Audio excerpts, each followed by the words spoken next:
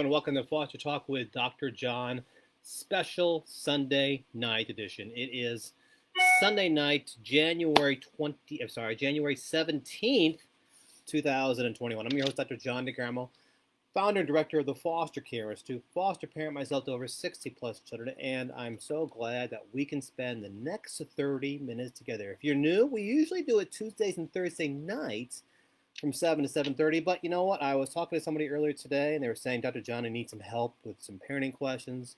And actually, it was over the weekend. And they said, Dr.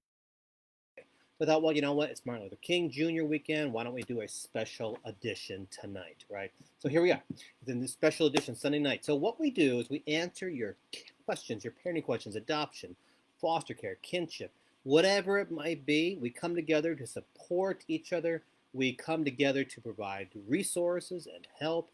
We come together to give each other that additional support we need as foster parents, because the truth is this: no one understands your lifestyle, my lifestyle as foster parents, unless my friend, your friends, your family members, those closest to you. Sometimes they question why you are a foster parent. Sometimes they just don't get it because they don't live that lifestyle. And the lifestyle of foster parent is one very unique. It is exhausting. I was talking to a dear friend of mine today, and she said, should parents feel tired after when they parent kids? Yes, absolutely. And then when you care for kids and who have anxieties and traumas, it can be exhausting, right? So this is what we do. We come together to answer questions. So 3 rules. First of all, rule number 1, go ahead and tag your friends that are foster parents, your fellow foster parents. Ask them, invite them to come join us in this special Sunday night edition so they can get the help they need and we can learn from them. Second thing, we want to hear your questions. Parenting, foster care, adoption, kinship, whatever it might be, no question is off limits, right? Now, of course, you can ask questions about myself as well as a foster parent of adopted 3 kids, working on a brand new book, anything you want, right? And finally, if you hear a question that you want to answer, or if someone makes a statement and you want to chime in, absolutely, we want to hear from you, right? We want to hear from you because here's the truth. I've written all these books. I travel the world working with agencies, but at the same time, I'm learning every single day what it's like to be a parent, what it's like to be a foster parent, what it's like to be an adopted parent. And I want to learn from you. I want to gain insight and experience and expertise from your avenue. How did you do these things? All learning together.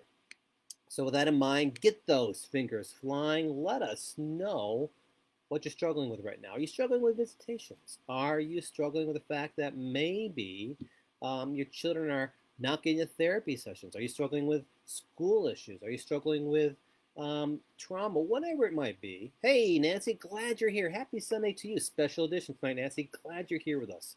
So whatever you want help with, whatever you're struggling with, whatever you're curious about, whatever you need some answers to, we want to make sure we get those answers. Normally, again, we do it Tuesdays and Thursday nights, 7 to 7:30, but it's a holiday tomorrow, Martin Luther King Jr. As Elena says, happy holiday to you tomorrow. Elena, thank you for joining us.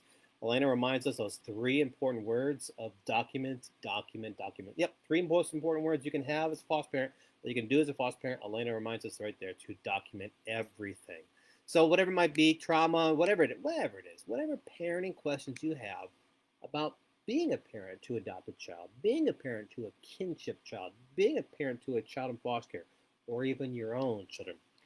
Whatever it might be, we're here to answer your questions and to wrap around support, to come together to give each other the support, the help, the resources we need as we care for children in need.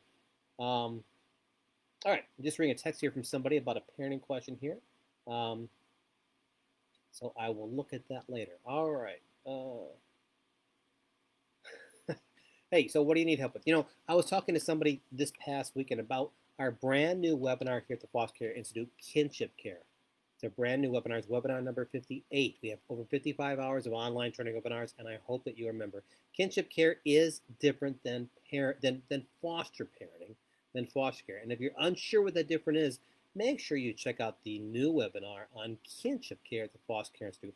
And of course, if you don't get the newsletter, type in I want newsletter, your email address. I want newsletter at your email address.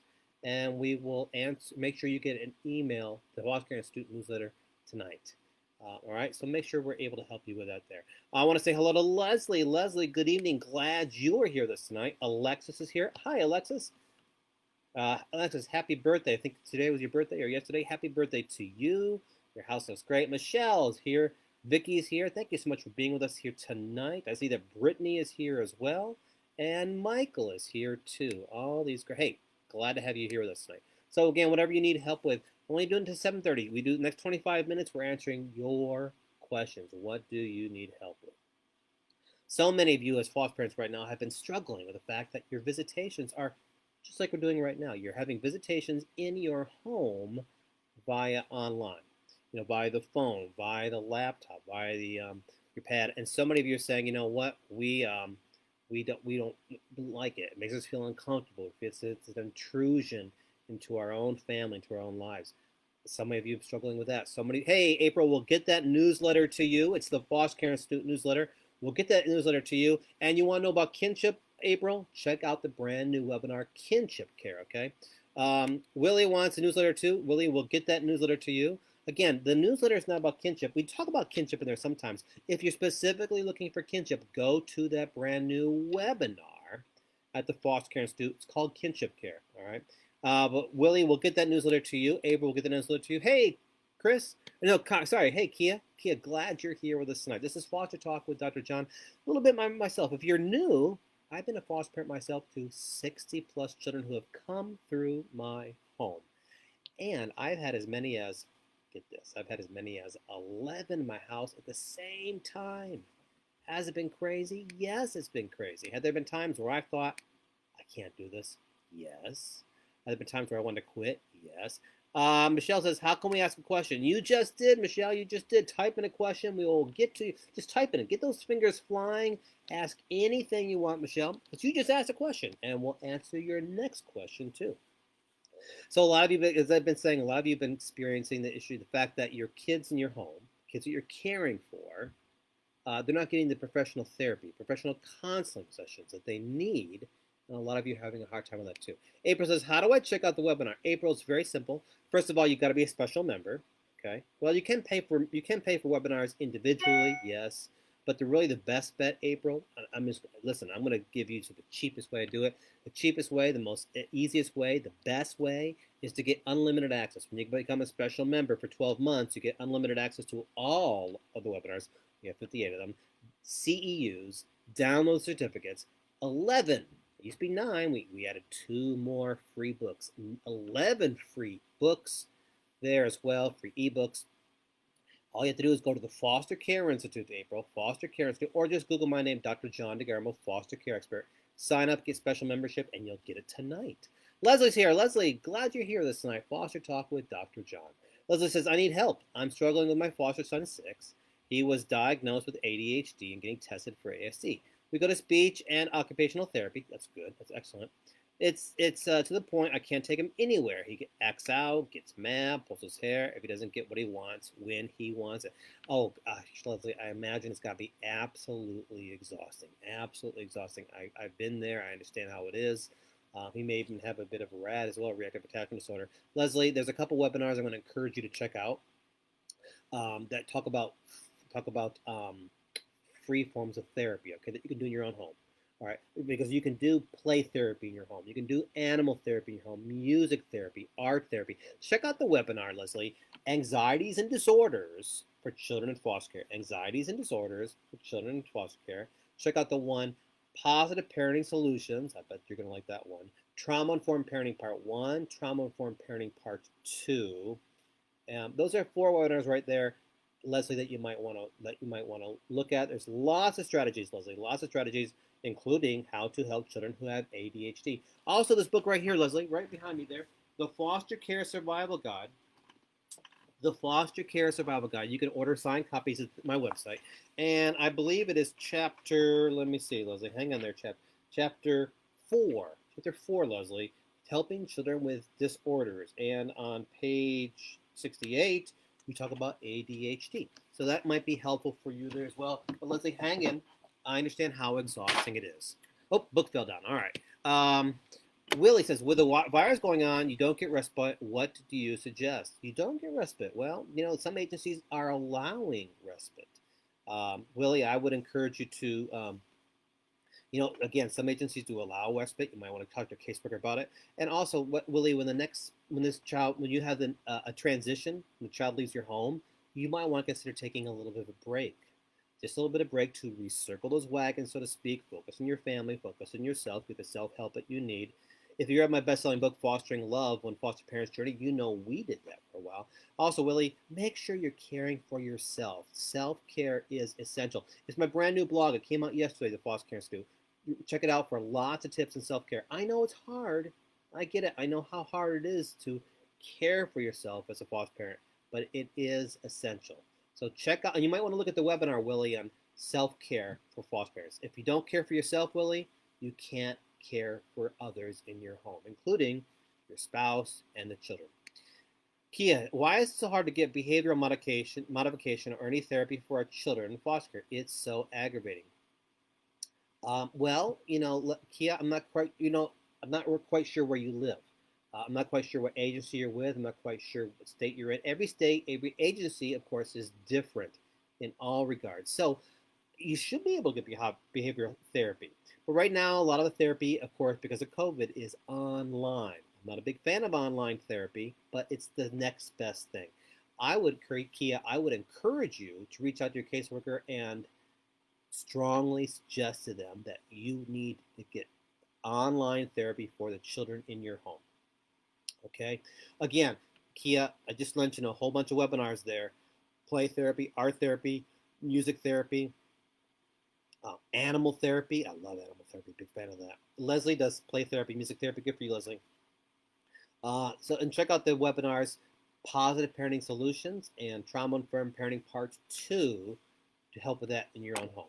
Again, Kia, let your caseworker know that you need help. Just let them know you need help and continue to let them know you need help until you get the help that you need, right? Alicia's here. This is Foster Talk with Dr. John. I'm your host, Dr. John DeGarmo, founder and director of the Foster Care Institute. So glad you're here right now. Alicia says, I have a 3-year-old foster child with her 2-year-old siblings. She doesn't listen and is mean to everyone and everything. Talking to her does not work. Timeout does not work. She throws toys at the kids' heads, tried to cut her cat's tails off. Oh, wow, that's pretty tough. And held it down and beat it with a dowel. Yikes. They say I cannot get her therapy because her mom doesn't want it. I don't know what to do. Any advice would help me. Well, Alicia, you should be able to get therapy. Just because a mom says no therapy, the child needs therapy. All right. What you should be doing is documenting. Make sure you're documenting everything that's happening in your home. Documentation, as I said earlier, documentation. The 3 most important words you can have as a foster parent. You need to be documenting this and make sure, Alicia, you document in a proper fashion. There's a right way to document in foster care, and there's a wrong way to document in foster care. What you need to know, what to document, how to document, and then how to share that documentation with your caseworker. So I'm going to encourage you to do this. Document what you're seeing, every incident that you see, and then share that with the caseworker over and over and over again until you get the therapy sessions that they need. And then you might let this caseworker know that, you know what, this child needs therapy. This is because she's done this, she's done this, she's done this. And we're going to go, and if you can't help us find the therapy that we need, the child either needs to be removed or we're going to find the therapy sessions ourselves, okay? Because she does need it. Now, 3-year-old. So I would encourage you to think about play therapy.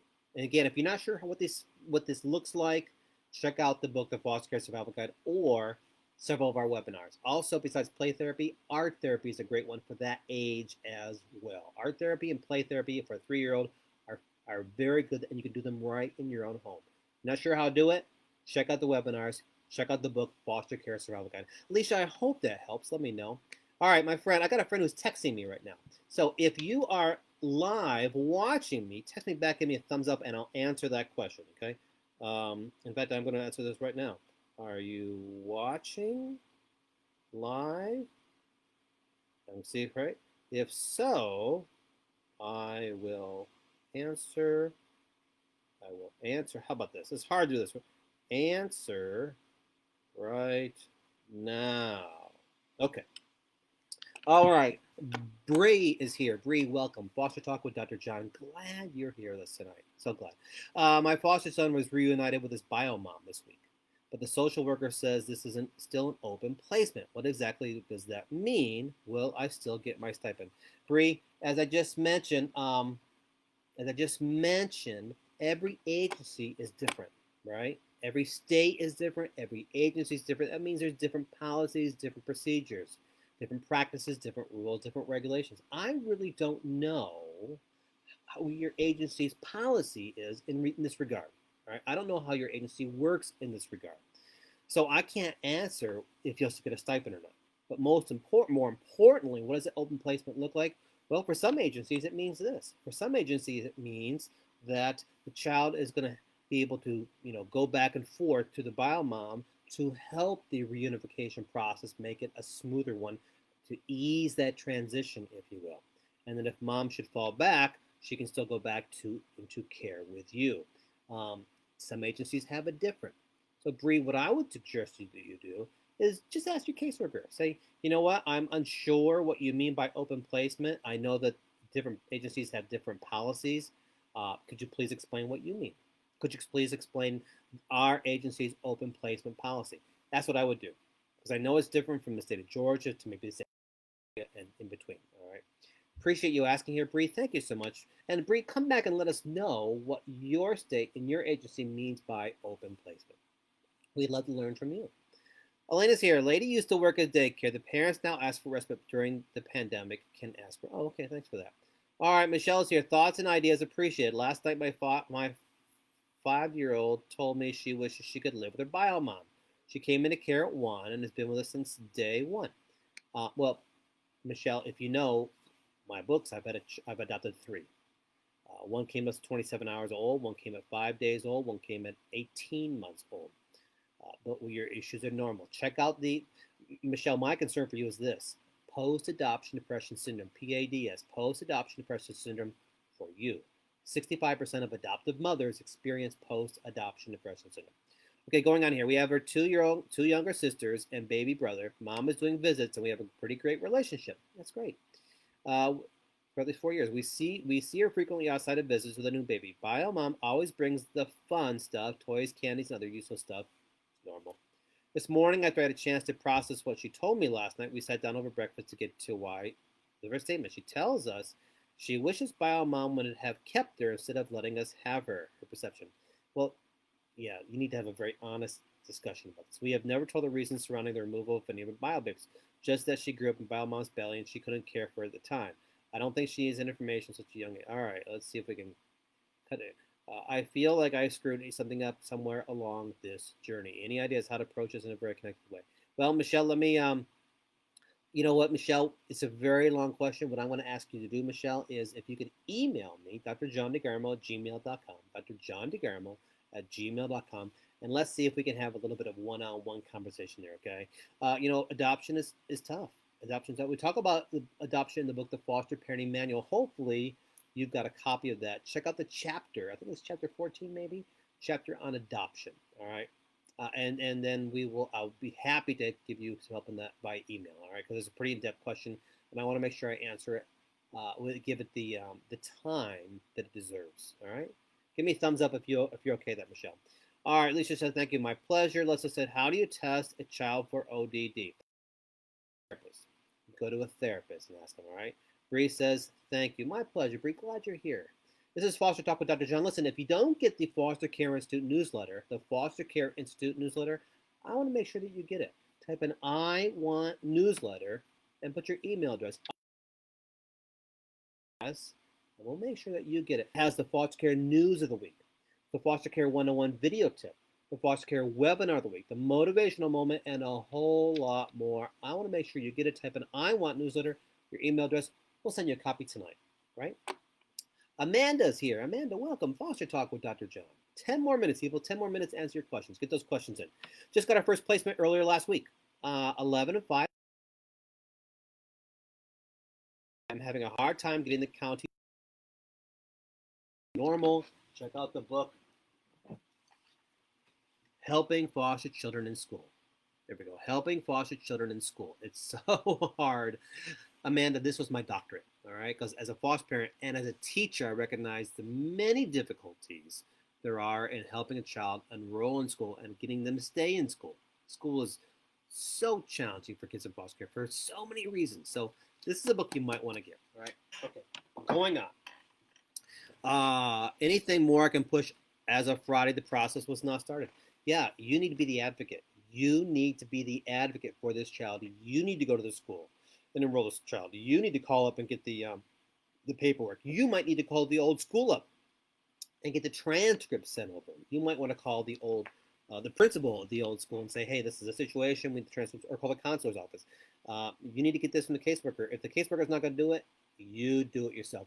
Amanda, check out the webinar, Helping Foster Children in School, Part 1 and Part 2, here at the Foster Care Institute, or check out that book. But again, you got to be the advocate.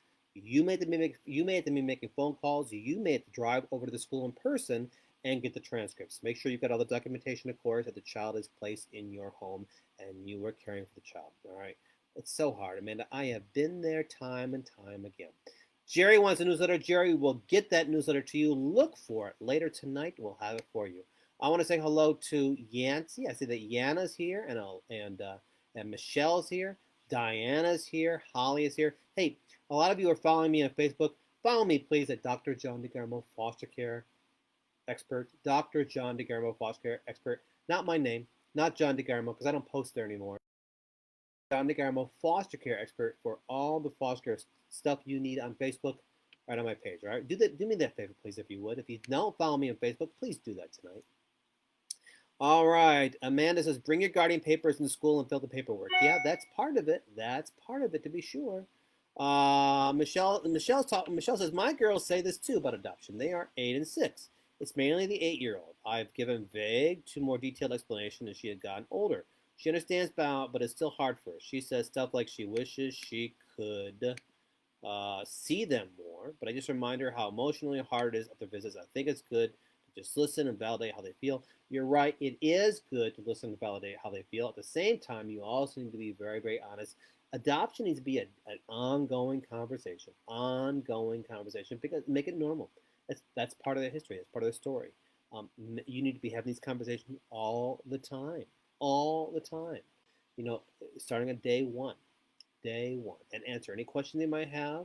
And if they want to see their birth parents, maybe you can reach out if it's healthy. It's okay. I go into this in the book, The Foster Parenting Manual. Check that out. It says, I work for the school. As long as you have guardianship paper, they will or should let you enroll them. They should. They should. You're right. And I worked for a school system for a long time myself. I agree. Leslie says, I have not got any paperwork. Well, Leslie, then you need to, or Amanda, okay, Amanda says that. All right, Amanda. Well, then what you need to do, Amanda, is you need to call up the caseworker and say, I need transcripts. The caseworker says I don't have them. Then say, what school did the child go to? And then you call the school up yourself and ask the transcripts to be sent over. Or you go to the school the child's in and say, here's the school they were at, and the counselor's office should be able to get the transcripts. If that doesn't work, you might have to hop in the car and go get them yourself. There's a number of ways that you can be the advocate. But again, you have to be the advocate. It's up to you sometimes to make this happen. Sometimes it's not going to happen on its own. All right. I've been there. Again, I've been there. Amy says, I may be taking a 17-year-old that I've worked with for many years. Good for you, Amy. I've had a number of 17-year-olds in my house. It's interesting. 15 schools in 5 years. Oh, no. Oh, heavens. That's so terrible.